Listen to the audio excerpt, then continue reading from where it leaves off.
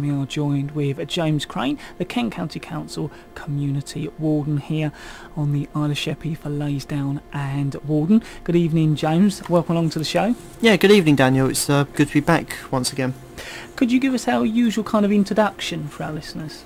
Yeah, certainly. I'm obviously explaining what Kent Community Wardens are, and basically we do exactly what it says on the tin. We are wardens for the community. This means we are friends of the community who provide assistance to vulnerable persons and groups. We help with any problems that individuals or groups may find themselves facing. And if community wardens are unable to provide help, they actually endeavour to find other agencies or contacts that can help them. You don't often hear us say, "That's not my problem, I can't help you," but where we do usually say, "That's not something I can do with myself, but I will pass to people who can help you." Sometimes this just simply means we can pass contact names, phone numbers, addresses, etc. to the person or people making the inquiry, and they then take up the matter for themselves directly with that agency or department. Other times we take on the inquiry and pass it to a third party and work with them to come up with a solution. So in summary, no person should feel disadvantaged by the presence of a community warden unless they are trying to take advantage of a vulnerable person. And sadly there are a number of people who try to do this on a regular basis, and it's actually a role of the community wardens to intervene in this situation and protect those at risk. James, do you have any tips for our listeners on how they can improve their garden security? Yeah, sure. I think to look at it, we've got to say that householders would sometimes be very surprised at the value of the items that are stored in their sheds, let alone in their garages. It's good advice to tot up the value of the equipment stored there and then take the steps to prevent burglars stealing from the sheds and garages. Good padlocks and security devices are necessary. There's no point in securing high value items with a low value lock or weak hasp and staple. So use the quality of equipment that the value of the contents demands. If you can, try and cover up the items in the shed from being viewed from the window. Secure bicycles with good quality locking chains, and again cover them up as well. Secure lawnmowers to fixed objects inside the shed, again with a bike chain as well. Consider adding the shed to your household alarm system if you have one. This is fairly simple. You just need another infrared sensor. Add it to the system, and then got either your shed or your garage covered as well. If you've got some ladders, try and keep them inside rather than being left in the garden, and lock the rungs of the ladders that are kept in the shed so they can't be extended. Again, bicycle locking devices can be used for this.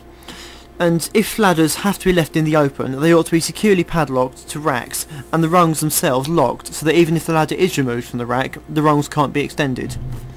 And if possible, remove large items from gardens that burglars could use to clamber over fences. Wheelie bins are sometimes used for this, so try and keep them in the back garden rather than the front garden if you can. Also, burglars dislike walking over gravel as it raises a deal of noise that might alert householders to their presence, so consider using gravel or stones where possible to guard the side entrances and gateways.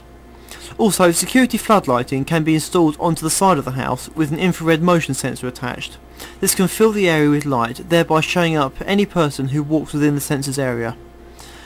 Again, to emphasise some of the point about the security, never leave fan lights or windows open when you're not at home, no matter how inaccessible you think the window might be, as you'll actually be amazed at the lengths some people will go in order to gain entry. And always try to minimise the risk of burglary by these methods, and force the burglar to look somewhere else for a victim.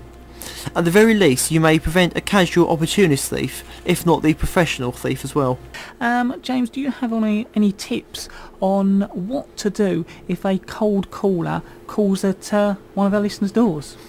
Yeah, certainly. I think firstly, please realise that not everyone calling at your front door is trying to take advantage of you in some way or another. But you would be wise to be suspicious about the motives of anyone who knocks at your door if you have not invited him or her to call. If you can, try and display a prominent notice saying that you will not speak to cold callers and the identities of all callers will be checked. These notices can be easily obtained by speaking to either your community warden, your PC or PCSO, or even your neighbourhood watch coordinator. But by following a few basic rules you can protect yourself further. Like for one is make sure your front door has a security chain fitted and use it, and basically don't open the door unless the chain is in place.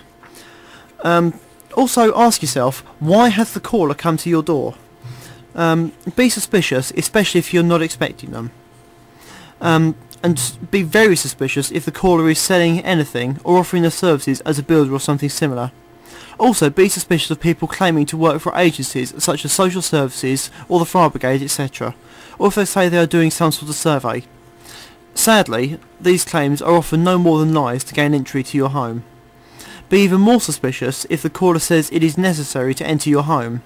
Be aware that water, gas and electricity companies will never just call at your home and ask to inspect your installation without writing to you first and letting you know when they will be calling. Even if emergencies arise, they will not expect access to your home to check things out. Very often, gas, water and electricity meters are placed outside properties nowadays, so it might not be necessary even for meter readers to enter your home.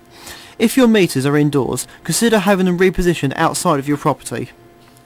Ask callers if they have a business card you can have. There will be a good chance that the card will bear the caller's fingerprints, and this could aid identification of a bogus caller.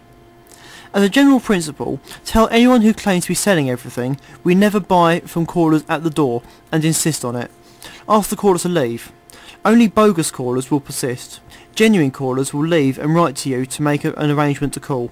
You can then arrange for a friend or relation to be present when the appointment is due. And also, when the callers leave your property, watch from a window to see what sort of vehicle the caller drives off in, and, if possible, note down the vehicle's registration number. We are joined with James Crane as part of a regular slot with the Kent County Council Community Wardens here at the Monday Night Community Show this evening.